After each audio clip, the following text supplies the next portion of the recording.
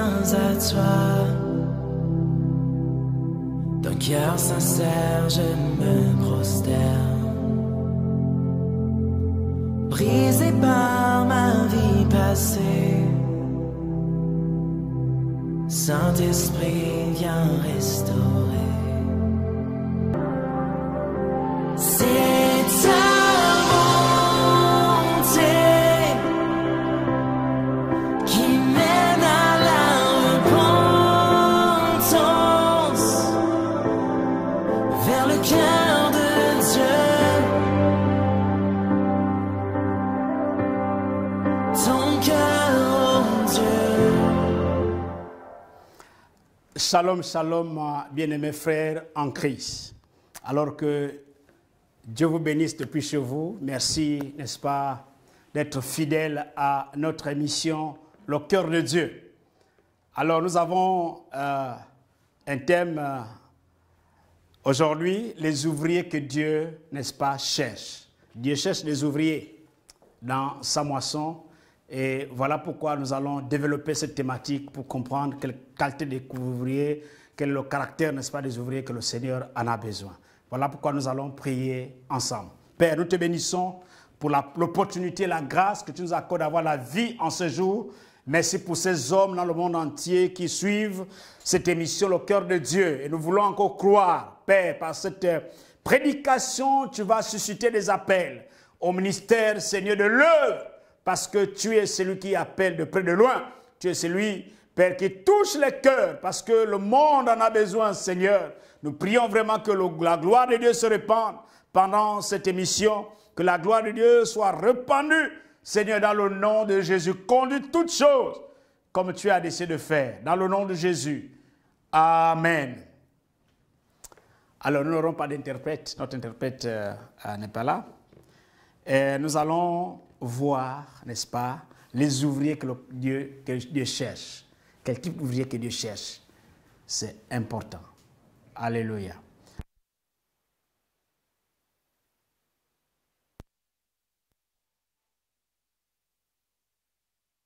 « 5 à 38.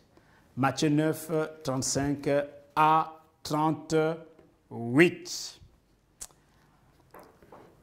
Jésus parcourait toutes les villes et les villages, enseignant dans les synagogues, prêchant la bonne nouvelle du royaume et guérissait toute maladie et toute infirmité. Voyant la foule, il fut ému de compassion pour elle parce qu'elle était languissante et abattue, comme des brebis qui n'ont point de berger. Alors il dit à ses disciples, la moisson est grande, mais il y a peu d'ouvriers. La moisson est grande, mais il y a peu d'ouvriers.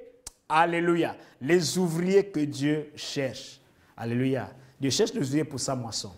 Alors, si on peut définir ouvrier ici simplement, on dira, c'est un salarié, n'est-ce pas, qui effectue un travail manuel. Voilà, c'est un salarié qui effectue un travail manuel. C'est une personne qui exerce un travail, il peut être manuel aussi, il peut être mécanique, tout dépend, mais moyennant un salaire. C'est ça.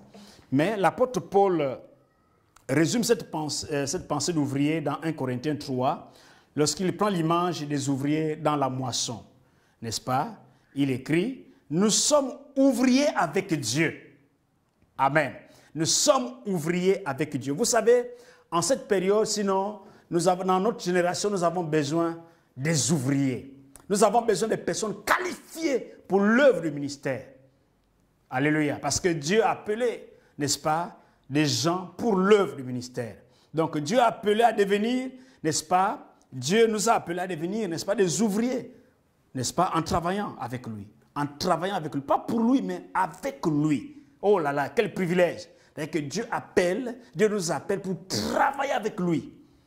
Alléluia. C'est important. Il nous qualifie. Donc nous ne sommes pas des gens n'importe qui. Nous ne sommes pas n'importe qui. Nous sommes des gens qualifiés.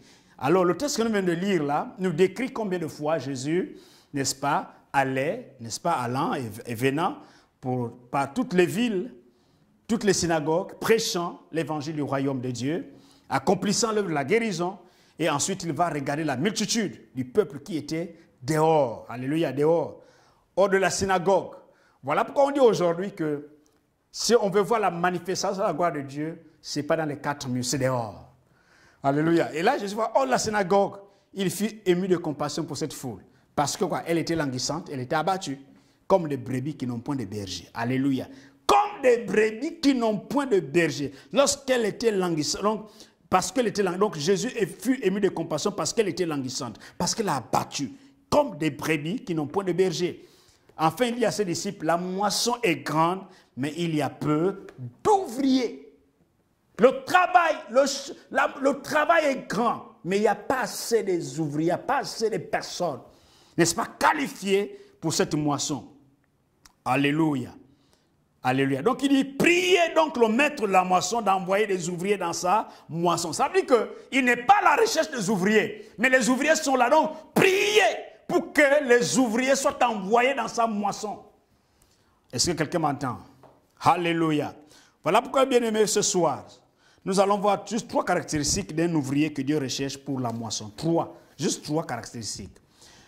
La première caractéristique, ceux qui ont la vocation et qui sont appelés par le Seigneur. C'est important. Il y a ceux qui ont la vocation, mais qui sont appelés par le Seigneur. Ésaïe, le chapitre 6, le verset 8 que nous allons lire, que nous connaissons bien ce verset. Ésaïe, le chapitre 6, le verset 8. Alors, il est dit dans ce chapitre et ce verset, le chapitre 6, le verset 8, il dit, « J'entendais la voix du Seigneur disant, qui enverrai-je et qui marchera pour nous? J'ai répondu, mais voici, envoie-moi. Qui enverrai-je et qui marchera pour nous? Je répondis, me voici et envoie-moi. » Amen. Donc ici, nous voyons que c'est au sortir de la purification d'Ésaïe. Ésaïe était dans un état où il a vu un certain nombre de choses. Et la Bible nous dit que il va être purifié par des séraphins qui vont voler vers lui en tenant à leur main une pierre ardente, n'est-ce pas, qui vont venir toucher, n'est-ce pas, toucher la bouche d'Ésaïe pour toucher, n'est-ce pas, les lèvres, pour que l'iniquité, n'est-ce pas, soit ôtée, soit enlevée et son péché expié. Donc, suite à cette révélation, c'est-à-dire qu'après cette étape, et il entend la voix du Seigneur. Et quand il entend la voix du Seigneur, Ésaïe n'hésite pas. C'est-à-dire qu'il était déjà il avait déjà des prédispositions à répondre à l'appel du Seigneur. Voilà pourquoi il dit, j'ai entendu la voix du Seigneur disant, qui enverrai-je? N'est-ce pas? Qui ira pour nous? Et je dis, me voici, envoie-moi. Alléluia. Parce que la tâche était immense. Alors Israël, vous allez comprendre qu'Israël était c'était détourné de la voie de Dieu. Alors la situation était chaotique, bien mes frères. Le pays vivait dans une corruption totale. Même les cultes étaient bafoués. Et Jérusalem devait recevoir une purification pour lui permettre d'être sur les rails, d'être dans la volonté de Dieu. Et là, Ésaïe écoute l'appel de Dieu parce qu'il fallait quelqu'un qui devait répondre à cette mission pour, n'est-ce pas, interpeller le peuple. Et Ésaïe, si nous lisons l'Ésaïe, a travaillé sous 4 règnes, n'est-ce pas, sous 4 rois. Et il a fait un travail remarquable à l'appel, n'est-ce pas, à la repentance, à ramener le peuple à comprendre que s'il ne se détourne pas, voici la déportation qui est en train de se préparer. Donc, Ésaïe était un modèle de vocation, n'est-ce pas, des personnes qui ont eu la vocation et qui sont appelées par le Seigneur. Alors, la première chose que nous avons retenir dans cette première caractéristique, ceux qui sont appelés, ceux qui ont la vocation et qui sont appelés par le Seigneur, c'est que Dieu appelle et Dieu définit les grandes lignes. Dieu ne peut pas appeler quelqu'un sans lui définir les grandes lignes. Alléluia. Voilà pourquoi il y a toute une confusion aujourd'hui. Dieu appelle quelqu'un, mais Dieu définit les grandes lignes de son appel. Dieu t'appelle, mais Dieu te définit les grandes lignes. Alléluia. Alors ici, nous allons voir dans le livre de Jérémie deux éléments importants de l'appel. 2 éléments importants de l'appel dans le livre, dans le livre de Jérémie. Mais premièrement, nous allons voir que c'est Dieu qui appelle. Ok?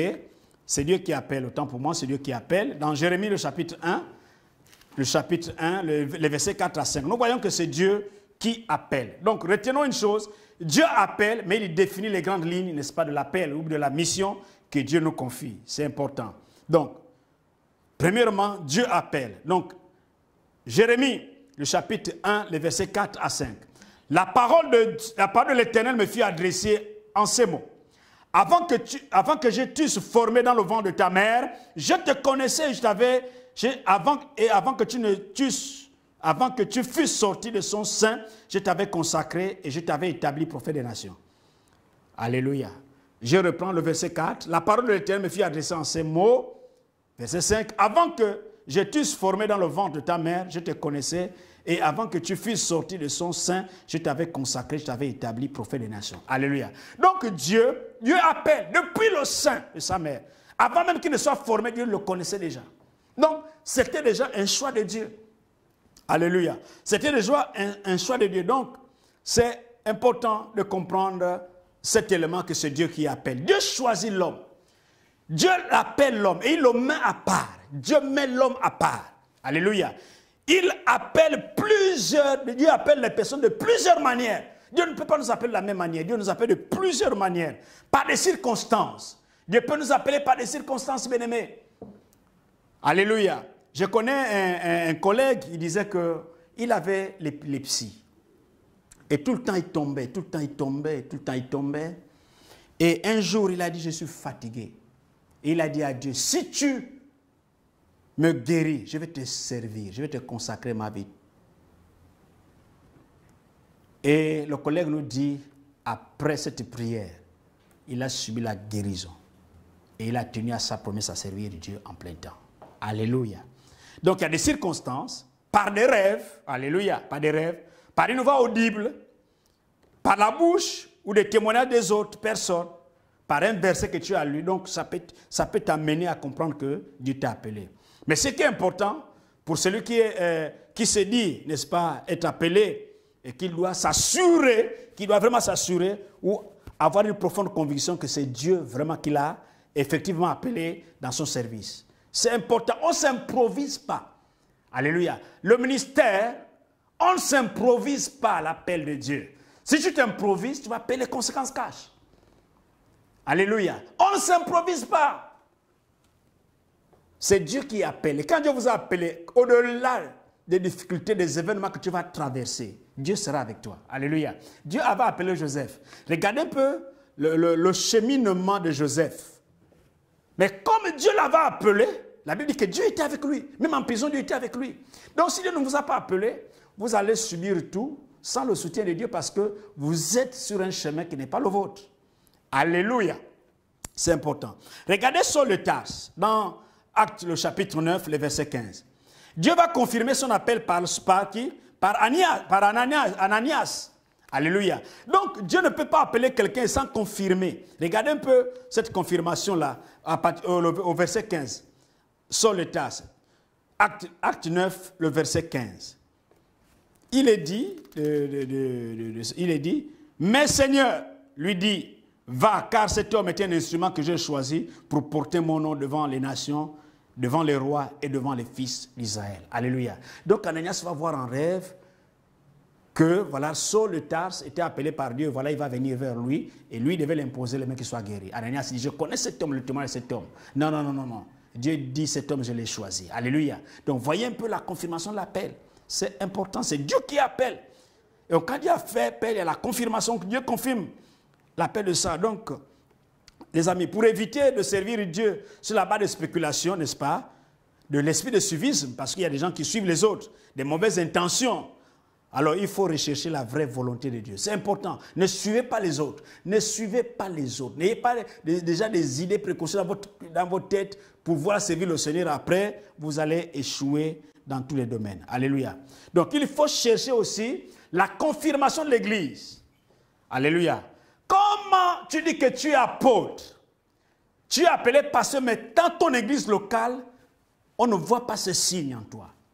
Ton église locale ne reconnaît même pas que tu es apôtre, tu es prophète, tu es pasteur, ton église locale ne peut pas confirmer même que tu es évangéliste.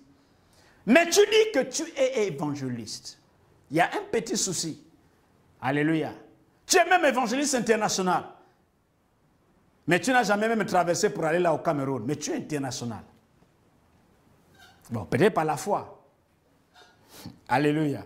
Donc, il faut chercher la confirmation de l'église locale. Alors, c'était le cas de Saul et de Barnabas en acte 13. Vous pouvez lire. Saul et Barnabas servaient le Seigneur dans leur ministère. La Bible dit que dans leur ministère à l'église locale, à Antioche. Et le Saint-Esprit dit quoi? Mettez-moi à part Saul et Barnabas pour l'heure que je les ai appelés. C'est important. Donc, il y a le témoignage de l'église locale. Donc, quand l'église locale témoigne, et vous avez l'approbation. C'est important. Vous ne pouvez pas sortir de l'église locale. Donc, le premier élément, c'est que Dieu appelle. Deuxième élément, c'est que Dieu définit les grandes lignes de la mission, de la paix. Il vous appelle, mais il vous définit. C'est important. Et là, nous pouvons aussi voir dans toujours Jérémie, le chapitre 7, le chapitre 1 toujours, le verset 7, et le verset 10. 1, le verset 7 et le verset 10. Le verset 7 dit, « Et l'Éternel me dit, ne dis pas, je suis un enfant, car tu iras vers tout ce auprès de qui je t'enverrai. Et tu diras tout ce que je t'ordonnerai. » Alléluia. Voyez un peu, ça, Dieu définit les grandes lignes de l'appel. Donc Dieu ne peut pas t'appeler sans te définir ce que tu vas faire. Voilà pourquoi d'aucuns deviennent tout. Il est prophète, il est tout, sauf rien. L'Éternel me dit, ne dis pas que je suis un enfant, car tu iras vers tous ceux auprès de qui je t'enverrai, et tu diras tout ce que je t'ordonnerai. Le verset 10, regarde, je t'établis aujourd'hui sur les nations et sur les royaumes pour que tu arraches et que tu abattes, pour que tu ruines et que tu détruises, pour que tu bâtisses et que tu plantes. Alléluia. Alléluia. Donc, la mission de Dieu, la mission que Dieu donne à ceux qu'il appelle tourne généralement autour de deux axes importants. Retenez ça, les amis. Quand cette mission-là, votre ministère ne tourne pas autour de cet axe-là, il y a matière à se poser des questions. Et quand on lit, on voit bien ces deux axes.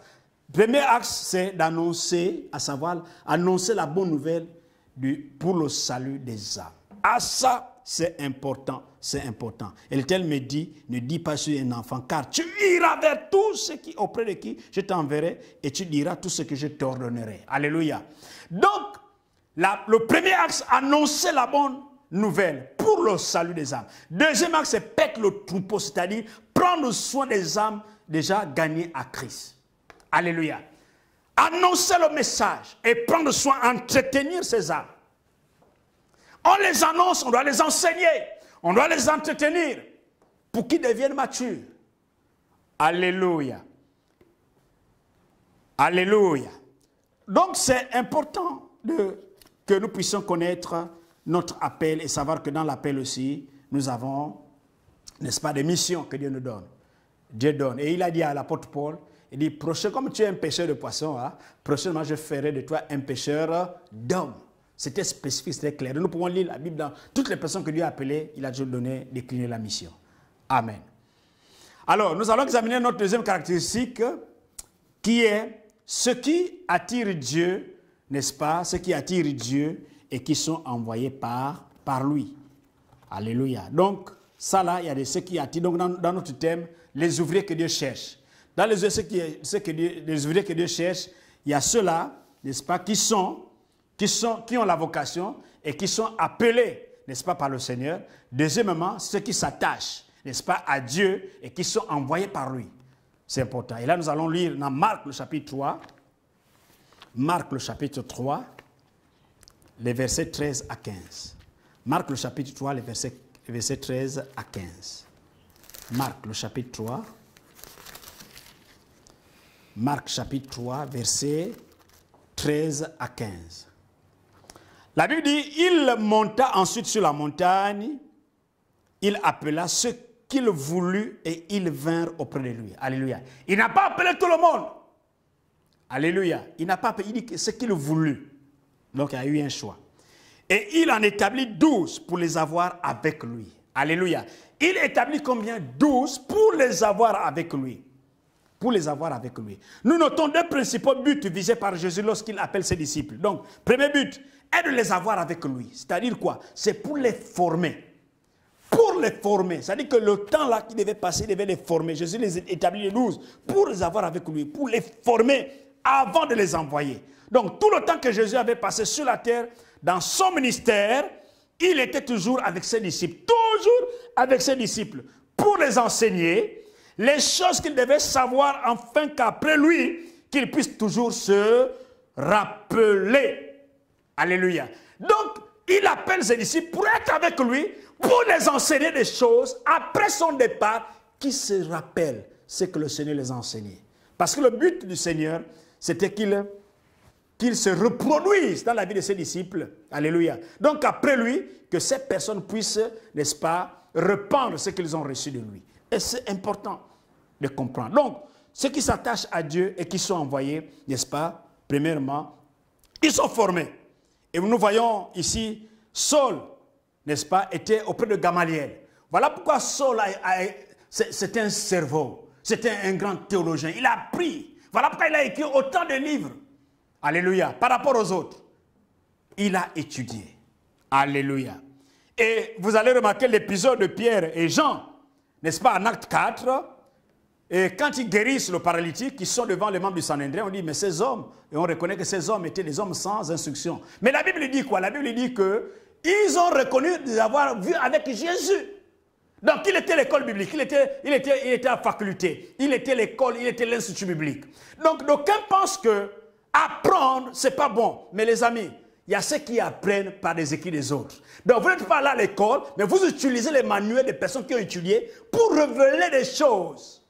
Vous n'étiez pas à l'école, quand vous avez appris le grec, c'est parce que vous lisez des livres où le grec a été bien traduit, le grec a été bien expliqué, voilà pourquoi vous utilisez des expressions grecques. Comment pouvez-vous expliquer des expressions grecques? Vous n'avez pas étudié. Vous allez dire que le Saint-Esprit a révélé le grec. Non, c'est une faiblesse. Alléluia. Donc, nous voyons Jésus.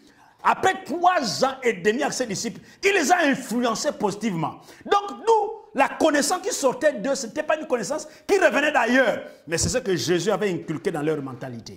La raison pour laquelle ces hommes reconnaissaient en eux des hommes sans instruction. Mais comment ils ont eu cette connaissance? C'est parce qu'ils étaient avec Jésus le Maître. Alléluia. Est-ce que quelqu'un peut dire Amen? Alléluia. Donc, ça, c'est le premier but, c'est de les avoir avec lui, c'est-à-dire de les former. Deuxième but, c'est de les envoyer, prêcher avec le pouvoir de chasser les démons. Amen. Donc, Jésus visait cela. Il ne voulait pas les envoyer sans une instruction. Et Jésus avait plusieurs manières d'enseigner. Alléluia. Il y avait la pratique. Jésus s'asseyait avec eux, il les enseignait. Ensuite, il se déplaçait avec eux, il guérissait les malades et les disciples. Vous voyez comment Jésus faisait. C'est important. Donc, Jésus a privilégié la formation avant le ministère. Amen. Jésus privilégie la formation avant le ministère. Il passe plus du temps avec ses disciples pour une vraie formation avant de les envoyer chasser les démons. Je me suis dit que vous devez dire Amen. Ne ratez jamais l'occasion de dire Amen, bien-aimés frères. Donc, il les a formés. J'étais dans un pays, que j'étais le nom, c'était un pays anglophone. Je vous dis que j'ai trouvé dans ce milieu, dans cet environnement, tous les bishops sont repartis à l'école. Parce que c'est une exigence, n'est-ce pas, de ce pays-là pour que tout leader doit se faire former. Un médecin ne peut pas aller dire qu'il est médecin sans apprendre la médecine. Alléluia. La Bible que nous lisons a été écrite dans 2 langues, sinon 3. Ok, il y a l'hébreu et le grec. Mais quand vous lisez une partie de Esdras qui a été écrit en araméen, parce que le peuple juif avait appris d'autres langues, n'est-ce pas, en déportation à Babylone. Alléluia. Donc, c'est tout ce qui est traduit là-dedans, ça a été pris en hébreu et puis en grec. Et c'est important que nous puissions comprendre cela. Amen. Donc, dans notre thème, les ouvriers que Dieu cherche, donc nous avons dit, il y a ceux qui ont la vocation et qui sont appelés par Dieu, alléluia, qui sont appelés par le Seigneur, et ceux-là qui s'attachent, n'est-ce pas, à leur ministère, qui s'attachent à Dieu et qui sont envoyés par Dieu. Et pour terminer, il y a ceux qui s'attachent à leur vocation et qui sont prêts à payer le prix. Alléluia. Ceux qui s'attachent à leur vocation, qui sont prêts à payer le prix. Et cette histoire, nous la trouvons dans le livre de 1 Roi, le chapitre 20. Vous allez lire cette histoire. Ceux qui s'attachent à leur vocation et qui sont prêts à payer le prix. Alors, comment sont ceux qui s'attachent à leur vocation? Ils s'attachent à leur vocation à l'exemple d'un prophète. Il y a un prophète dans la Bible, dans cette histoire que je vous dis dans 1 Roi, le chapitre 20. Israël était en guerre contre Ben-Hadad, c'est le roi de Syrie. Donc Dieu va donner la victoire à son peuple et va ordonner au roi Akab de ne plus épargner la ville, n'est-ce pas, du roi syrien. Mais Akab n'a pas écouté Dieu. Alléluia. Il n'a pas écouté la voix de Dieu et il a accordé la vie sauve. Face à cet acte de désobéissance, l'Éternel entreprit de lui envoyer un prophète pour lui livrer un message de reproche et de jugement. Un message qui nécessitait une stratégie de communication afin de toucher le cœur du roi devenu trop insensible à la parole de Dieu. Le roi, à un moment donné, il n'écoutait plus Dieu, donc il fallait trouver une stratégie de communication. En définitive, le Seigneur propose, n'est-ce pas, à son serviteur une stratégie qui allait s'avérer coûteuse pour l'homme de Dieu. Il devrait, en effet, se déguiser et donner l'impression au roi qu'il revenait fraîchement du champ de bataille, dans le but de lui proposer de nouvelles récentes. Waouh! En réalité, il devait ressembler à qui? À un blessé de guerre, ayant des blessures ouvertes et couvertes de sang.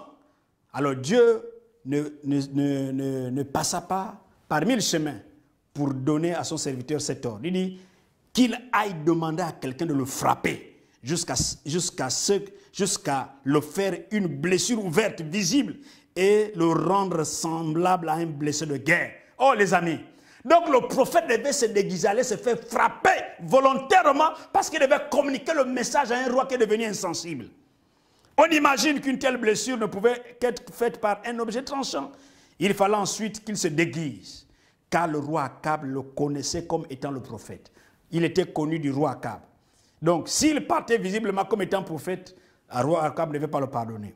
Et n'était plus disposé à écouter, n'est-ce pas, un prophète de Dieu. Il n'était plus disposé. Il était maintenant à gauche.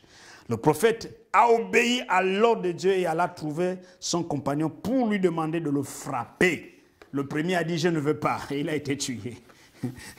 Alors lorsque celui-ci refusa d'exécuter une telle demande, il alla trouver un autre qui le frappa et le blessa. C'est après cette blessure qu'il se plaça sur le chemin du roi pour libérer le message dont il était porteur.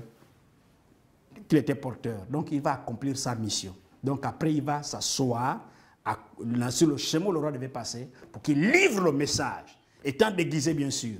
Alléluia. Donc, nous voyons un peu ce texte, bien aimés frères, nous voyons un peu la difficulté, ceux-là qui s'attachent à leur ministère mais qui sont prêts à payer le prix. C'est important parce que le ministère a un prix. Vous n'allez pas dire que vous êtes homme de Dieu, mais là-dedans, mon ami, il y a la croix qu'il faut porter. Donc, nous serons aussi, n'est-ce pas, amenés au point de perdre nos vies. La libérer, n'est-ce pas, à libérer le message de Dieu. Mais même si nous sommes exposés aux aléas de la vie, même si nous traversons les moments difficiles, même si les moyens financiers font défaut et tout semble obscur autour de nous, obéissons comme le prophète à l'ordre de Dieu. Même si nous souffrons dans notre chair, pourvu que le message, n'est-ce pas, qui nous est communiqué par Dieu soit libéré. C'est important. C'est-à-dire que même si ça fait mal, libérons ce message. Quelles que soient les circonstances, si nous sommes convaincus de le libérer, libérons-le. Je me suis dit que vous devez dire Amen. Gloire à Jésus. Alors, comment ceux-là qui s'attachent, comme ceux qui s'attachent à leur vocation, alors, ils sont prêts à payer le prix de leur vocation. Ce prophète n'a pas livré un message qui ne coûte rien. Il a livré un message qui coûte, parce que c'était au dépens de sa vie. Alléluia. Sommes-nous prêts, nous aussi, à faire de même, pour accomplir la volonté de Dieu? Sommes-nous prêts, bien-aimés frères? Sommes-nous prêts à prêcher, sans nous soucier de nos préoccupations quotidiennes, nos besoins familiaux, nos intérêts? Sommes-nous prêts? Alléluia. Sommes-nous prêts? Alors, bien aimés frères, nous voulons comprendre une chose. Dans le cadre de notre émission au cœur de Dieu ce jour, c'est de comprendre que Dieu cherche des ouvriers pour la moisson. Un ouvrier, c'est quelqu'un qui est qualifié, qui travaille, qui a un salaire. Et les ouvriers avec Dieu, ce qui est bien, c'est que nous sommes ouvriers avec Dieu. Cela veut dire que nous travaillons avec lui. Et comme nous sommes avec lui, nous allons vaincre avec lui. Quelles que soient les circonstances, ne doivent pas nous amener à renoncer Mais nous devons communiquer le message de Dieu tel qu'il nous a été annoncé, même si ça fait mal. Et nous ne serons pas les premiers ou les derniers à souffrir à cause du message qui est prêché. Alors, bien aimés frères, nous venons d'examiner ces 3 caractéristiques d'un ouvrier que Dieu recherche pour la moisson. Première classe est celles qui ont la vocation et qui sont appelées par le Seigneur. Vous avez la vocation, Dieu vous appelle. C'est important. Deuxième classe est celle qui s'attache à Dieu et qui sont envoyées par lui. La troisième classe est celle qui s'attache à sa vocation et qui sont prêtes à payer le prix. À cause de ta vocation, tu es prêt à payer le prix. Amen. Alors nous allons prier un instant. Je ne sais pas si tu ressens au fond de toi un appel du Seigneur, au plus profond de toi. Et les gens témoignent de ton appel, de ta vocation. Les gens témoignent de cela. Tu es convaincu au fond de toi, mais tu ne sais pas quoi faire. Dieu va t'aider et tu peux te rapprocher des hommes de Dieu pour t'aider à concrétiser cela. Mais si tu penses que tu veux, par convoitise, aller à ce ministère, Dieu ne sera pas avec toi dans des circonstances difficiles. Dieu est avec celui qui l'a appelé et va l'aider, n'est-ce pas, à surmonter les événements. Nous avons pris l'exemple de Joseph, que Dieu avait appelé, mais Dieu était avec lui dans les circonstances difficiles. Et les Jérémie et les autres, Dieu était avec eux. Donc, si tu rentres dans un champ qui n'est pas le tien, tout ce que tu vas vivre, Dieu ne sera jamais responsable de ça. Parce que ce n'est pas ton chemin. Je vais prier le Seigneur. Merci Père pour ta grâce. Seigneur, merci pour ces hommes et ces femmes qui m'ont écouté. Je prie que leur vie soit transformée. Je prie que leur ministère soit changé. Seigneur, je prie que la grâce de Dieu demeure. La puissance de Dieu se manifeste pleinement. Merci pour ce moment, Seigneur. Fais en sorte qu'un cœur soit touché. Fais en sorte qu'un cœur soit révolté. Fais en sorte que notre pays puisse connaître des temps, Seigneur, ô Dieu de grâce. Fais en sorte qu'il y ait des hommes de Dieu qui sont appelés par toi, qui sont prêts à payer le prix, malgré les difficultés, malgré, Seigneur, ô Dieu, les circonstances, mais qui soient prêts à livrer le message qui vient de toi. Père, merci pour toutes tes grâces. Que tu bénisses encore notre pays. Que tu bénisses encore tous les peuples. Que tu bénisses encore, Seigneur, notre économie. Tu bénisses encore cette année, Seigneur, scolaire qui commence. Nous prions vraiment que tu puisses te manifester à tous les niveaux que ce soit. Père, béni sois-tu pour ces hommes de Dieu. C'est dans notre nation qui travaille pour le salut des âmes. Nous avons vu qu'il y a 2 objectifs liés à l'appel. Le salut des âmes et prendre soin des âmes. Nous te rendons toute la gloire au nom de Jésus. Amen.